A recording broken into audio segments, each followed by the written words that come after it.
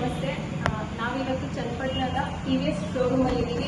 ಏನಪ್ಪ ಅಂದರೆ September ಮಂತಲ್ಲಿ season 2Dಯ bumper draw ಆಗಿತ್ತು ಅಪಾಚಿ ಸ್ಕೂಟರು.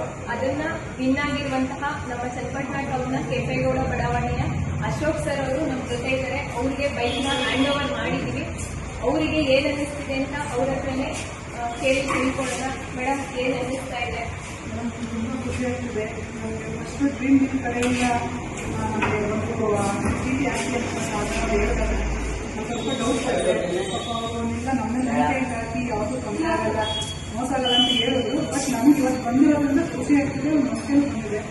ಬೇರೆ ಬೇರೆ ಇಷ್ಟಪಡ್ತೀವಿ ಹಾಕಿ ಅಂತ ನಾನು ರೆಫರ್ ಮಾಡ್ತೀನಿ. ಇದರಿಂದ ಯಾವುದೂ ಮೋಸ ಇಲ್ಲ, ಮತ್ತು ಗ್ಯಾರಂಟಿ ನನಗೆ ಬಂದಿದೆ ಅಲ್ವಾ, ಅದರಿಂದ ನಾನು ಬೇರೆ ರೆಫರ್ ಮಾಡ್ತೀನಿ. Thank you.